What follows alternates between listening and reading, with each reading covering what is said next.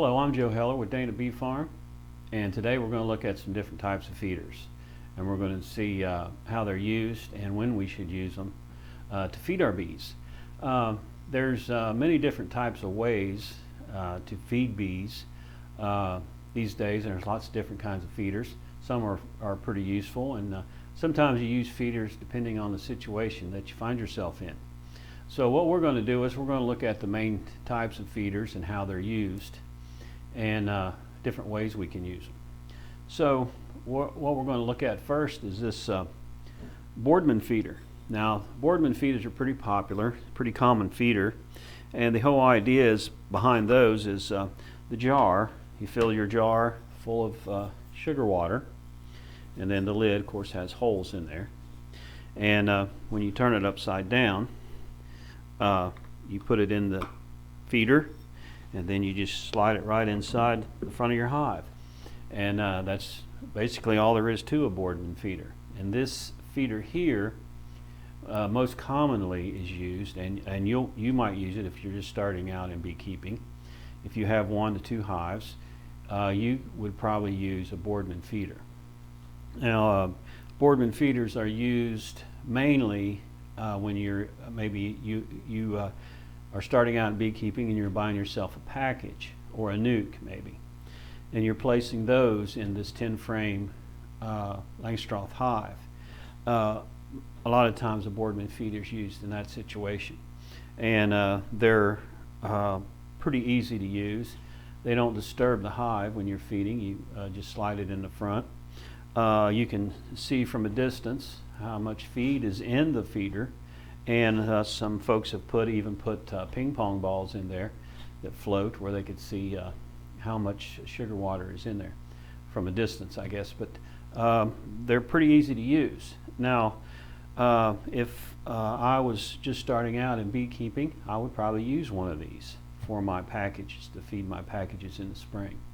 The only downfall to the Boardman feeder is it's exposed to the elements, or in other words, it's exposed to other bees from other hives, and sometimes Boardman feeder may cause robbing from another hive because they can smell the sugar, and it's pretty easy for them to get to when it's on the outside of the entrance, like the Boardman feeder is. So that's a downfall of the Boardman feeder. But I caution you to, when you're using one, is just for that reason. But 9 times out of 10, or most of the time, you're pretty well safe if you have 1 or 2 hives. Just to use a Boardman feeder. People's been using them for years. I used them for years, and I've not had that much trouble with them. But that is the only downfall to the Boardman feeder. Now, Boardman feeders can be used in other ways, and this is just one way for you to use one. And there's other ways you can use Boardman feeders. Another way you can use one is you can place it inside your hive, which is a good way to do. You just set it right on top of your inside cover, and the bees can come up through and get the feed that way. And then you can even set maybe 2 of them, or as many as you want, on your inside cover. And then after you set the feed on your inside cover, what you can do then is you can place a hive body over it, like so, and then put your top on, and then the Boardman feeder is on the inside of your hive where the other bees can't get to it, and so you can just feed your bees instead of feeding the wild bees or whoever else's bees come by. So I want to caution you, if you do this method, if you have a inside cover that has a air vent or a little air gap, a slot cut in there, bees can get through that and get to your feed. So you either want to cover that up, or you want to put this on top underneath this cover and slide it slide your cover back so it covers that hole. You don't want any holes anywhere where the bees can get inside here to get to that feed, because they will, and they'll find it. So this method here kind of keeps the sugar water on the inside where other bees can't get to it. So this is a good way to feed your bees with a Boardman feeder. Frame feeder. Okay, let's look at another. Now, frame feeders have been around for a little while, and what they do is they go inside the hive too. And what you would do is you would take out a frame, and the frame feeder just sits inside the hive like so, and it's also inside the hive where it's not exposed. So that's a good part about it. Now, these frame feeders have kind of come a long way. They used to just be a trough and the bees would go down in there, but what would happen with these frame feeders, there'd be a lot of drowning. Bees would get down and they couldn't get up, get back out, and they would drown in the feed. They came out with a side, they had like a rough side on the inside of these, and they could climb up, but those still didn't do the trick. So these new ones, if you get one, you want to get one that has a cap and ladder. In other words, it has this top on it that's held on with these rubber bands where the bees can't get down in there. And it has these ladders. These perforated tubes, and they go down inside, and the bees can go down in these tubes and get the feed, and there's hardly any drowning in this type. So if you get a frame feeder, make sure you get one that has the cap and ladder, and it'll work a lot better for you. And it goes inside like we was talking, and most of the time you can just slide your top over like so, fill it with sugar water, without disturbing your bees a whole lot with these. So those work pretty good, and those hold a lot more. Those hold a gallon. I think you can even get one that takes up 2 frames and even holds more. But that particular feeder there holds a gallon of sugar water. All right. Now let's look at another way to feed our bees, and this particular way here is a hive top feeder. Now, this is the granddaddy of them all, and what this feeder does, now there's different types of these feeders also. Now what this feeder does is it has 2 tanks that holds your sugar water, and it sits right on top like so of your hive, and you fill this full of sugar, or you can even fill one side with sugar water and one side with just plain water if you want, but you fill these with sugar water. And then there are some out on the market that have floats in these tanks, and they're like made out of wood, and they float with the sugar water so the bees can get on these floats and they won't drown in these tubs. This particular one here is different in that it has screen where the bees, they go up through this slot in the bottom, and there's a screen here where they can't get out and get into the tank, but they can get on. There's a ladder inside here, a screen ladder that dips down inside the sugar water, so they can come up and they can get feed, and then they're not really exposed to the tanks in any way. And this is the type of feeder I would suggest to get if you was going to buy a hive top feeder. This type here, where the bees could really get out into the tanks. With the other type with the floats, they can actually get out into the tanks, and there is some drowning with those. So what happens is they get in there, they get their wings soaked with sugar water, and then they can't get out. So this particular type here cuts that down to a minimum, very, very few. So this is a nice feeder, and you can put this on top of your hive just like so, and there's no with this screen on here, there's no bees that can fly out. So you can take your lid off and you can fill this up, and without disturbing the bees or without even having to protect yourself, because the bees can't get out through the screen. So this is really a nice feeder to use if you have a lot of feeding to do. And then you just again, I'll caution you, if you have a inside cover that has a notch, you need to cover that notch if you're using this feeder, because the bees, again, they can get in here and get to this feed, and they will. So make sure that this particular inside cover here doesn't have a notch. And I don't really sell the ones with notches because I have a problem with those because of the wax moths. They are able to get in through those.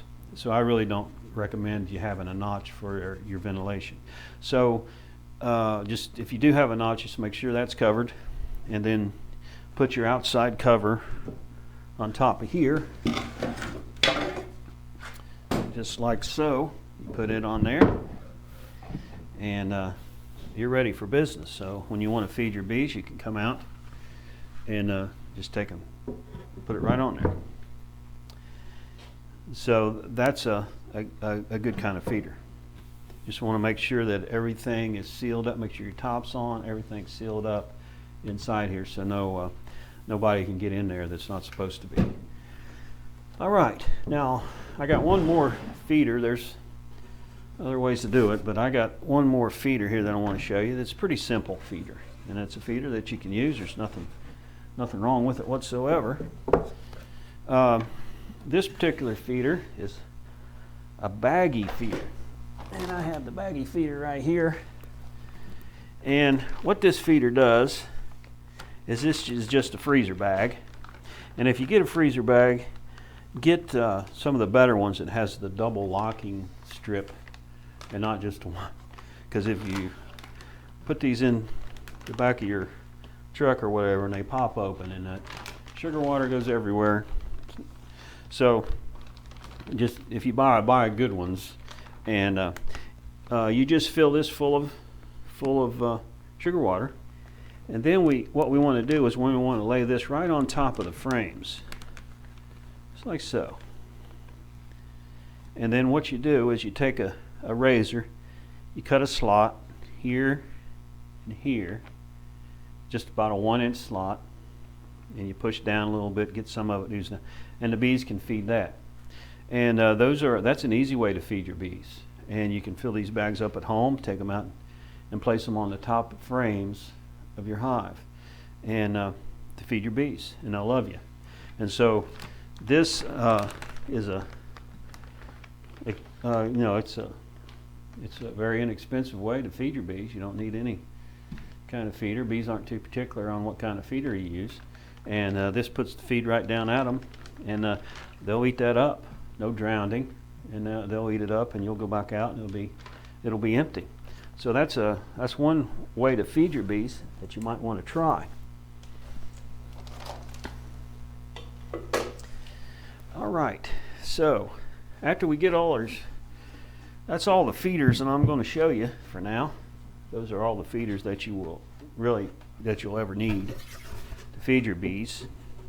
Now let's look at another thing that we want to clear up if you're new to beekeeping, and it's some of this stuff's kind of hard to understand, what you should do and what you shouldn't do.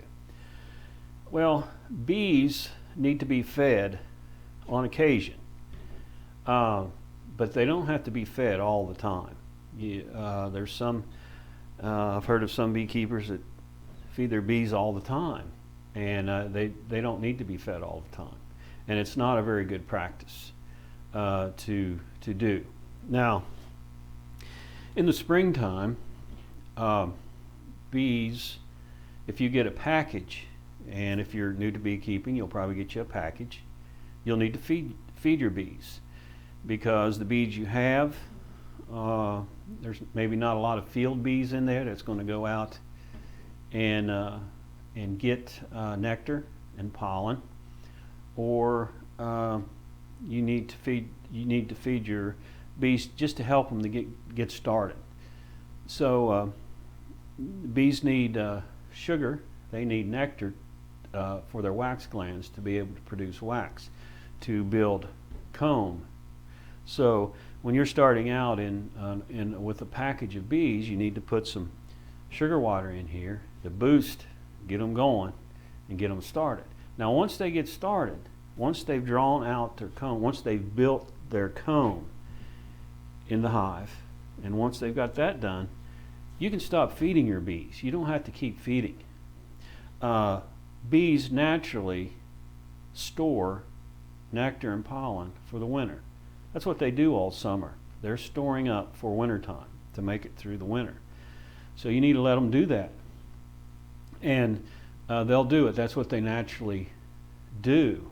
Is the field bees, once they reach a certain age, they become field bees. They go out and get nectar and pollen, and they bring it back to the hive. Now, the key to beekeeping is keeping a strong hive, keeping a strong queen and a strong hive. And if you're going to be a beekeeper, you need to learn how to keep a strong hive and what you need to do throughout the year to keep your hive strong and vibrant. And there's some things that you can do as a beekeeper to do that. Now that brings me to my other point, is feeding your bees through the winter time. Now you've probably seen a lot of videos on feeding bees in the winter. And if you have a strong, vibrant hive, you don't need to feed your bees through the winter. They have enough stores to make it through the winter. That's what they've been doing all summer. And you need to make sure, if you're going to take honey, you need to leave honey for the bees. You can't take all of the honey and then just figure on feeding your bees all winter with sugar.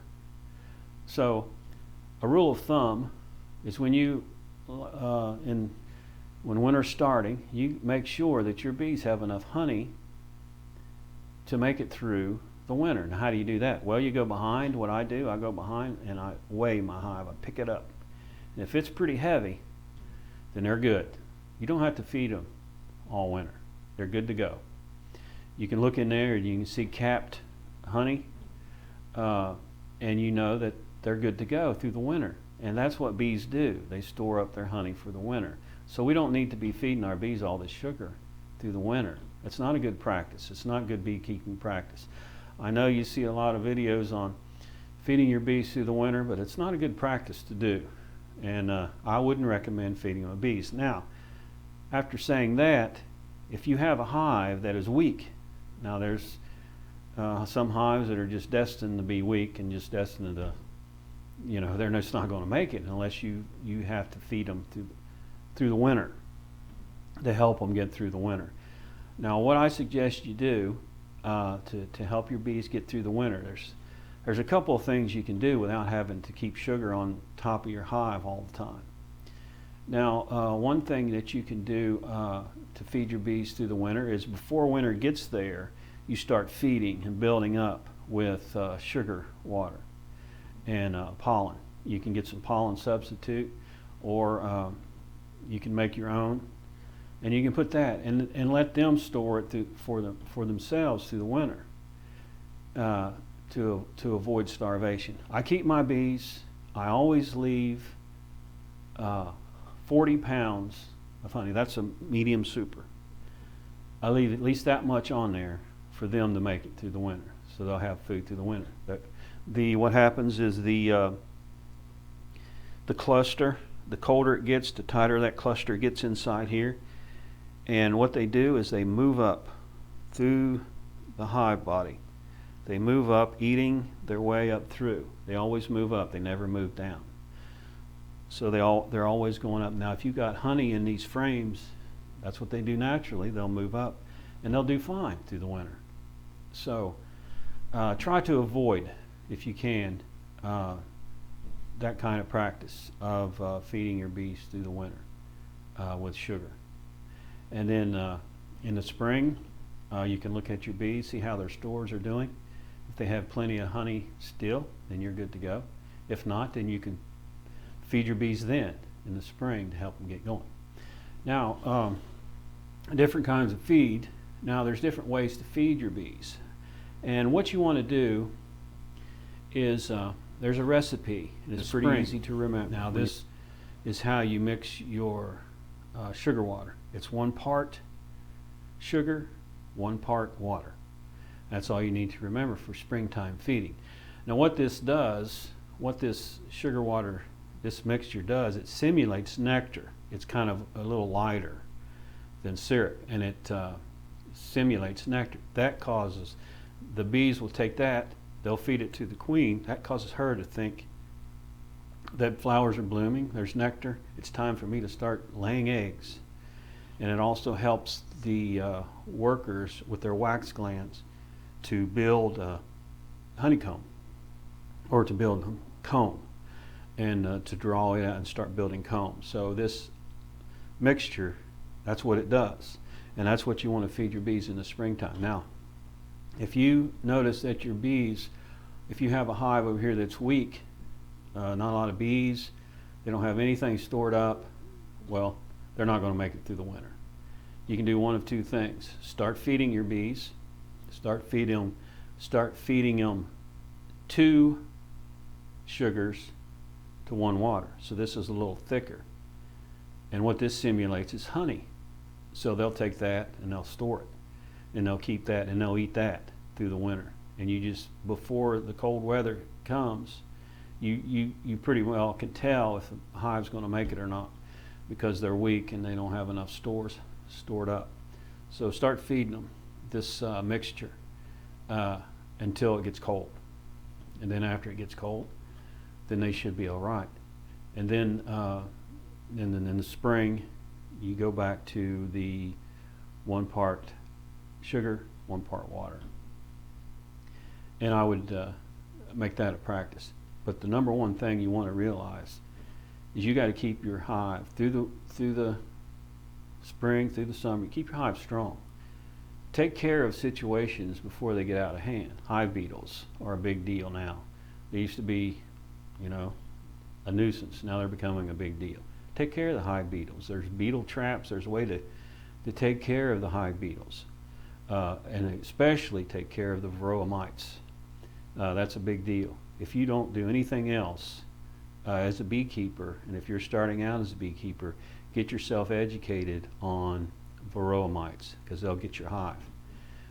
Sooner or later, you may think they're not there, but sooner or later, if you don't take care of the situation with the varroa mites, they'll take your hive. And with the varroa mites, we have the different kinds of acids now that will kill the mites. There's varroic acid, the oxalic acid that is used today, and it's used as a kind of a fumigation you can use in your hive to kill varroa mites. Then there's a formic acid, and this is the acid that I recommend that you use. The oxalic acid is extreme. It's pretty extreme, and it kind of leaves a residue on the inside of your beehive. I would use the formic acid for the varroa mite because it not only kills the mites that are on the bees, it also permeates the cap and gets the varroa mites that are inside under the cappings. So I would recommend that, and it's an organic acid that's found in different things. So I would recommend using that to treat for mites. And those are some pretty important things for you to remember. And keep a strong queen in your hive. And just keep your hive strong. You got to keep up with it. Years ago, we could put our hives out in the field and not worry about them. But it's not that way anymore. Now we have to make sure that we keep track of our hives. And feeding is one way to do it. But not to overfeed. When bees go out and collect nectar, they're also getting pollen. And this, there's a trace of pollen in the nectar and in the honey that they store. So it's just better for them to use that way. Keep a strong hive, and you'll have a good luck with your bees. Thanks for watching.